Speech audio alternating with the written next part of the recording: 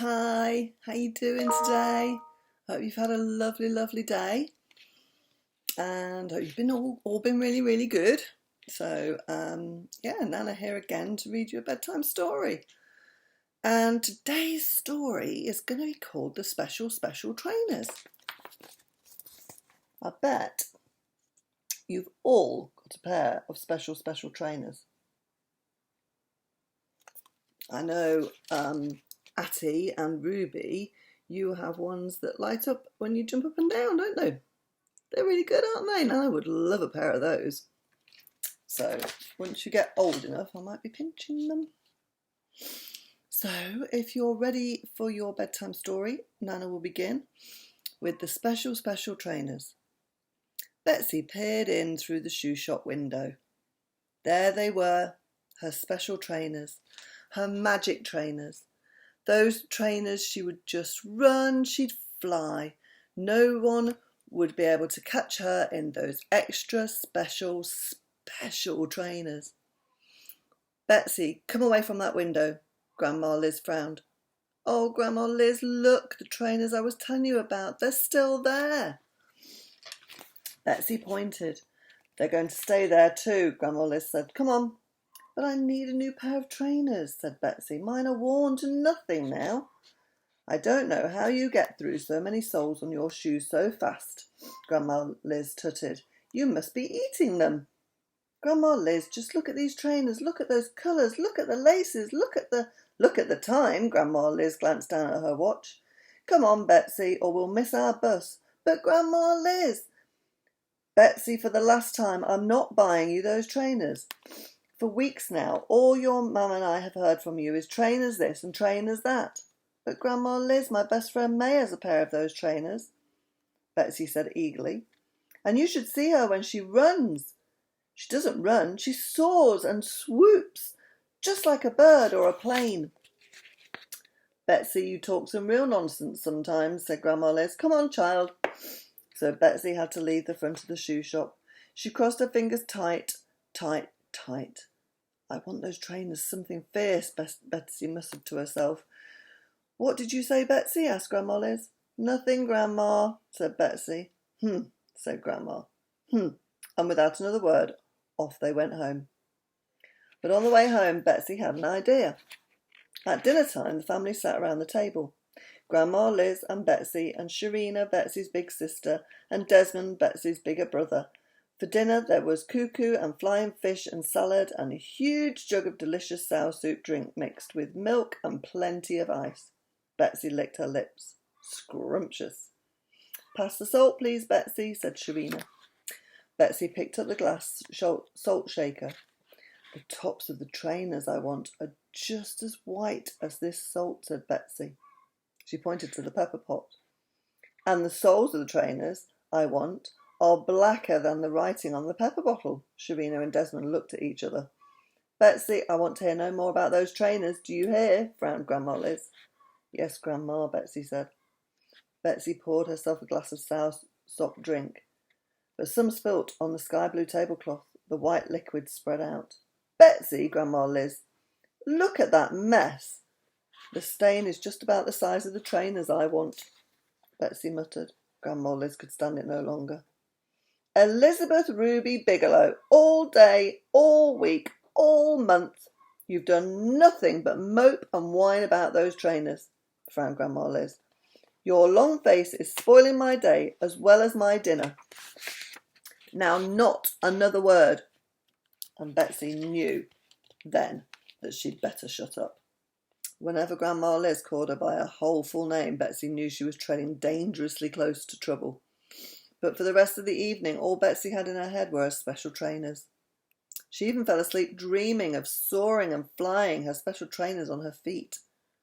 The next morning, when Betsy went down for breakfast, everyone was unusually quiet. What's the matter? Said Betsy.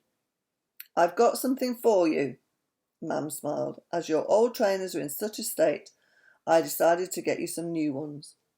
You bought the trainers! Betsy couldn't believe it. Now perhaps we can all get some peace, Grandma Liz sniffed. Betsy grinned and grinned. Her extra special trainers, she'd got them at last. Mum handed over a bag she was hiding behind her back. Betsy opened the bag and... "What's the matter?" asked Sharina. "Oh!" Betsy couldn't say anything else. Her eyes started stinging and there was a huge choking lump in her throat. Botheration! These weren't the trainers she wanted. Where were the ones with the white fronts and the black soles and the red laces? Where were her special trainers? Still in the shop. That's where. These ones were pink and grey and didn't have any black writing on them like the ones she wanted. "Betsy," Grandma Liz warned, "your mum had to take time off work to buy those for you." "Don't you like them, Betsy?" Mum asked.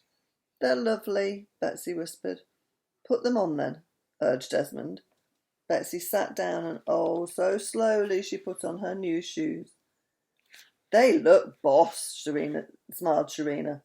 "The best trainers I've ever seen," said Desmond. Grandma Liz didn't say anything. She just watched Betsy. "Can I go and show them to my friend May, please?" Betsy asked Mum. "Go ahead then," she smiled. "But don't stay with her too long. You've still got your morning chores to finish." Betsy ran out of the kitchen. She couldn't wait to get out of the house. She looked down at her feet. These shoes weren't special trainers. These shoes were just horrible. Betsy ran all the way to May's house, sprinting as if to sprint the trainers right off her feet. At May's house, Betsy knocked and knocked again. May opened the door. Worse still, May opened the door wearing the very same trainers that Betsy wanted so much. "Hi, May," Betsy said glumly. "Hi, Betsy," said May. "I was just going to the beach. You coming?" Betsy shrugged. "Just for a little while." So off they went. But things weren't right.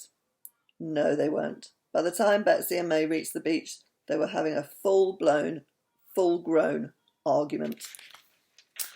"Well, my trainers are the best in the country," said May. "My trainers are the best in the world," Betsy fumed. "Talk sense, my trainers are the best in the universe," said May. "I hate you and your trainers," Betsy shouted, "and I hate these ones I'm wearing, and I hate everything." "And I hate you and your smelly shoes too," May stormed. Betsy and May stared and glared and scowled and glowered at each other. Then Betsy started to smile, then to laugh, then to hold on to her stomach, she was laughing so much. "What's so funny?" May asked, still annoyed. "Botheration! Imagine hating a pair of shoes," Betsy laughed. "You hate my shoes and I hate your shoes. You hate my shoes and I hate your shoes, and both pairs of shoes are probably laughing at us for being foolish." "All this fuss over a pair of trainers," May agreed and giggled. "Come on, let's have a run." "Things are much better after a run on the beach," said Betsy. "I'll race you to that palm tree yonder." "Ready, set, go!" And off they both sprinted, faster and faster. They leapt over the sand and through the lapping water, kicking up the spray as they went, laughing and laughing until finally they both collapsed in the shade of a palm tree Betsy had pointed to. Who won the race? Neither May nor Betsy cared. Betsy glanced down at her wet shoes. They were all right. Not the ones she'd wanted, but a present from her man was just the same. A special present. A wonderful surprise. "Look at that," said May, surprised. May pointed at her trainers. The red colour in her laces was running down the white front of her trainers and over the black writing. May's trainers didn't like getting wet, not one little bit.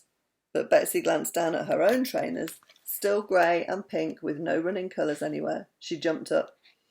"May, let's walk along the beach for a bit longer," said Betsy. "We can collect shells and paddle.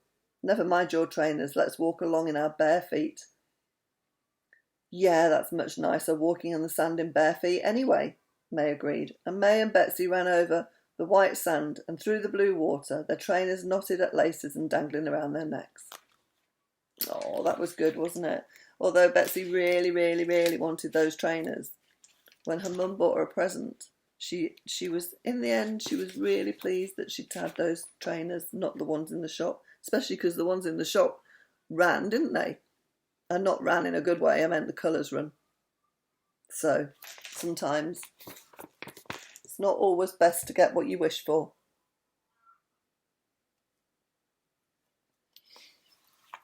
So that was quite a good story, wasn't it? I hope you enjoyed it.